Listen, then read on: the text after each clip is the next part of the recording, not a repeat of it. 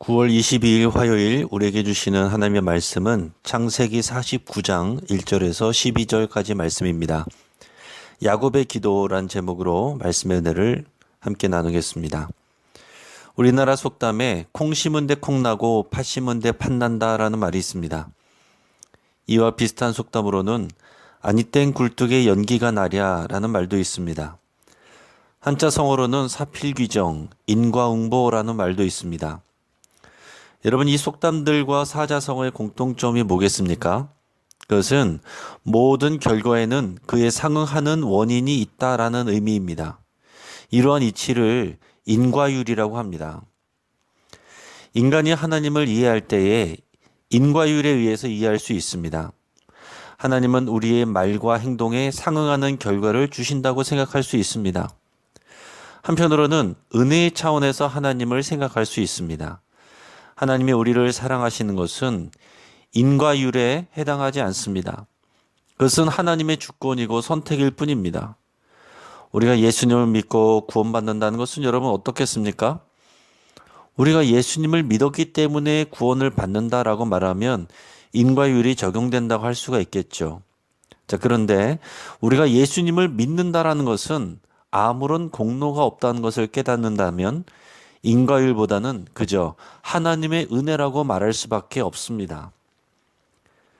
콩 심은 데 콩이 나는 것은 인과율이라고 할 수 있지만 콩을 하나 심었는데 30개, 60개, 100개 이상이 열리는 것은 하나님의 은혜라고 해야 할 것입니다. 하나님은 우리에게 은혜를 베풀어 주십니다. 그런데 그 넘치는 은혜를 주시는 하나님이 인과율을 적용해서 우리의 말과 행동과 믿음에 따라서 다른 결과를 주시기도 합니다. 하나님이 아브라함을 선택하시고 그의 아들 이삭, 또 이삭의 아들 야곱을 통해 하나님의 꿈을 이루어 가시는 것은 하나님의 선택이고 하나님의 은혜입니다. 자, 특히 야곱은 자기 욕심을 위해서 남을 속이고 자기 꾀로 살았던 사람입니다. 하나님은 그래도 야곱을 버리지 아니하시고 야곱을 다듬으셨습니다. 야곱은 자신의 입으로 험악한 세월을 보냈나이다 라고 고백할 정도로 고생을 했습니다. 자, 이것은 인과율의 적용이라고 할 수가 있습니다. 그럼에도 불구하고 하나님은 야곱을 하나님의 나라를 세우는 민족의 시조로 삼으셨습니다. 자, 그것은 놀라운 하나님의 은혜입니다. 물론 야곱이 하나님의 은혜를 소중히 여기고 야복나루에서 하나님께 목숨을 걸었기 때문에 하나님은 그를 이스라엘이라는 이름을 주셨고 또 야곱의 아들들이 이스라엘 민족의 12지파가 되게 하십니다. 이 야곱이 임종 때가 돼서 그의 아들들을 불러 마지막으로 기도를 해줍니다. 근데 이 기도는 단지 잘 되기를 바라는 축복의 기도가 아닙니다. 오히려 그들의 미래를 예언해주는 기도와 같습니다. 자, 오늘 1절에 보면 너희가 후일에 당할 일을 내가 너희에게 이르리라 이런 말씀이 있어요. 어떤 이는 넘치는 축복을 받고 어떤 이는 저주에 가까운 내용을 듣습니다. 이것은 야곱이 그 아들들에 대한 개인적인 감정과 상관이 없습니다. 이것은 지파의 시조가 되는 야곱의 아들들의 믿음과 삶이 원인이 된다고 할 수가 있습니다. 야곱의 기도를 통해서 그들의 인생과 믿음이 평가되는 것이며 그것이 또한 그 후손들에게 영향을 미치게 됩니다. 먼저는 르우벤입니다. 오늘 본문의 3절 4절 말씀입니다. 르우벤아 너는 내 장자요 내 능력이요 내 기력의 시작이라. 위풍이 월등하고 권능이 탁월하다마는 물의 끓음 같았은즉 너는 탁월하지 못하리니 네가 아버지의 침상에 올라 더럽혔음이로다. 그가 내 침상에 올랐었도다. 자, 르우벤은 야곱의 장자입니다. 야곱은 자신을 야곱이라고도 부르고 동시에 이스라엘이라고도 부릅니다. 야곱은 개인적인 이름이고 이스라엘은 하나님께 받은 공식적인 이름입니다. 야곱의 이름이 곧 이스라엘의 민족의 이름이 되는 겁니다. 얼마나 놀랍고 은혜이고 선물입니까? 그런 야곱의 장자가 르우벤입니다. 르우벤은 태어나면서부터 이런 복을 받았습니다. 그래서 르우벤은 야곱에게 너는 내 장자요, 내 능력이요, 내 기력의 시작이라 라는 말을 듣습니다. 장자로서 아버지에게 자랑거리가 되고 힘이 되는 삶의 기회를 부여받았습니다. 그리고 르우벤은 위풍이 월등하고 권능이 탁월하다라는 평가도 아버지에게 받았습니다. 르우벤은 태어날 때부터 많은 복을 받고 태어났습니다. 외적인 용모와 능력도 뛰어났던 것 같습니다. 하지만 이어지는 말은 이렇습니다. 물의 끓음 같았은즉 너는 탁월하지 못하리니 네가 아버지 침상에 올라 더럽혔음이로다. 그가 내 침상에 올랐었도다. 이것은 그가 아버지의 아내이며 자기의 이복 형제인 단과 납달리의 어머니인 이 빌하와 간음했던 것을 말합니다. 이것은 아버지를 욕보이는 일이었습니다. 가업을 이어가야 할 장자로서 있을 수 없는 행동을 한 것입니다. 이것은 한마디로 정욕입니다. 르우벤은 정욕 때문에 자신이 받은 복을 제대로 누리지 못하게 됩니다.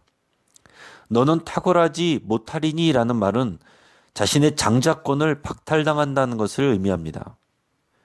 후에 모세는 르우벤 지파에 대한 예언으로 적의 위협과 침략에 시달릴 것을 말했습니다. 그리고 실제로 르우벤 지파는 민족의 리더 위치를 잃게 되었고 요단 동편에서 적들에게 가장 먼저 침략을 당하게 됩니다. 자, 두 번째로는 시므온과 레위입니다. 오늘 본문의 5절에서 7절까지의 말씀을 읽겠습니다. 시므온과 레위는 형제요 그들의 칼은 폭력의 도구로다. 내 호나 그들의 모의에 상관하지 말지어다. 내 영광아 그들의 집회에 참여하지 말지어다. 그들이 그들의 분노대로 사람을 죽이고 그들의 혈기대로 소의 발목 힘줄을 끊었음이로다. 그 노여움이 혹독하니 저주를 받을 것이요 분기가 맹렬하니 저주를 받을 것이라. 내가 그들을 야곱 중에서 나누며 이스라엘 중에서 흩으리로다. 아멘. 자, 시므온과 레위는 같이 묶어서 예언을 받습니다. 왜냐하면 그들의 행위가 연합되어 있기 때문에 그렇습니다. 그들이 지적받는 내용은 자신들의 여동생 디나가 세겜성에서 치욕을 당했을 때 세겜성의 남자들을 속여서 이 시므온과 레위가 그들을 칼로 몰살했던 일에 대한 것입니다. 야곱은 그들의 칼은 폭력의 도구로다라고 정의합니다.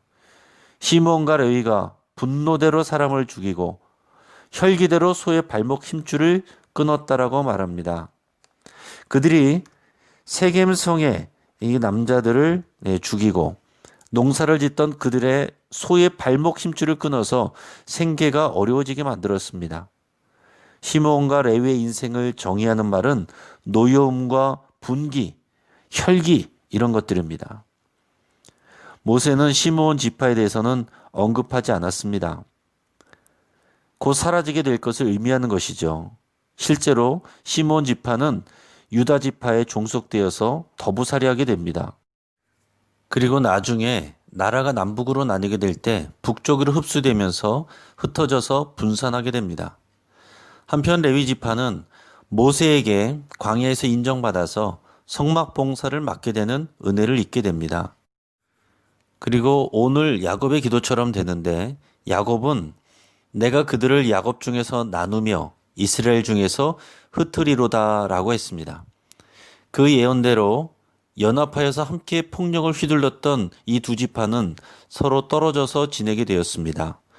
그리고 시므온은 다른 지파에 흡수되고 레위 지파는 은혜를 받기는 했지만 성막 봉사로 인해서 땅을 받지 않고 48개 성읍에 흩어져 살게 됩니다.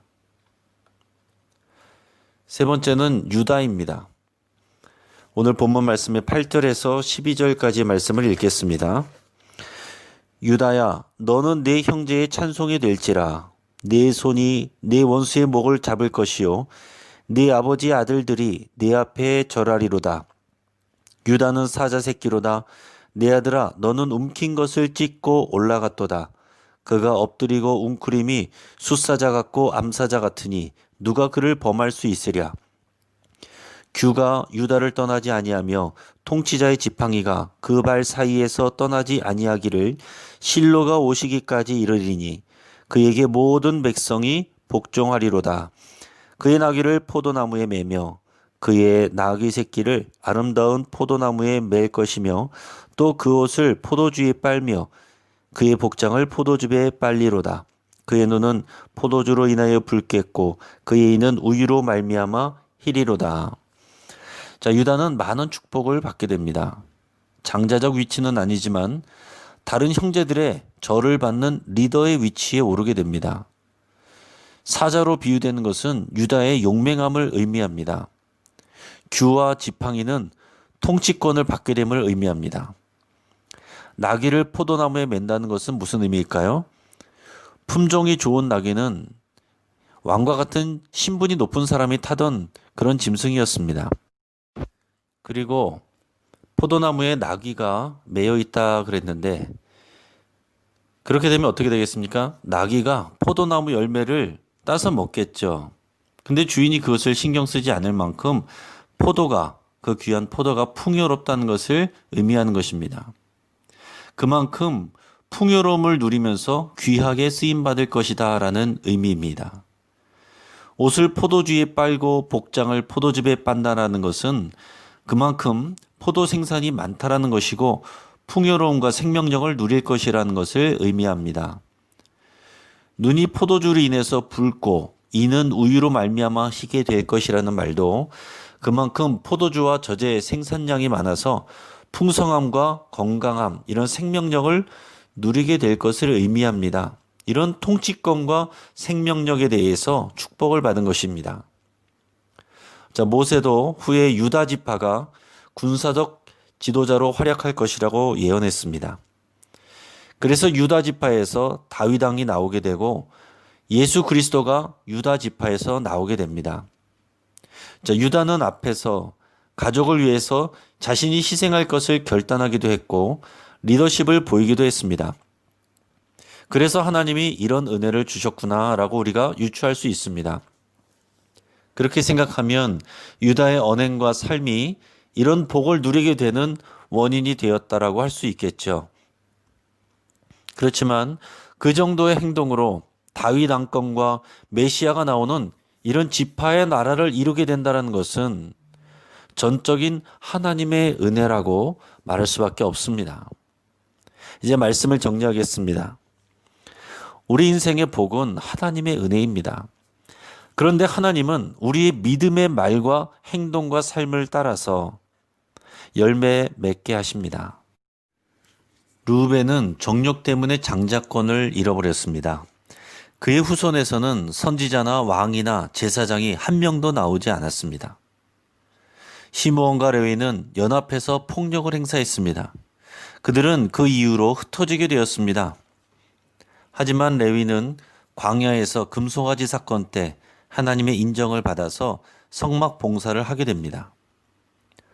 유다는 리더십과 희생 정신으로 다윗 왕과 예수 그리스도가 나오는 지파의 시조가 됩니다.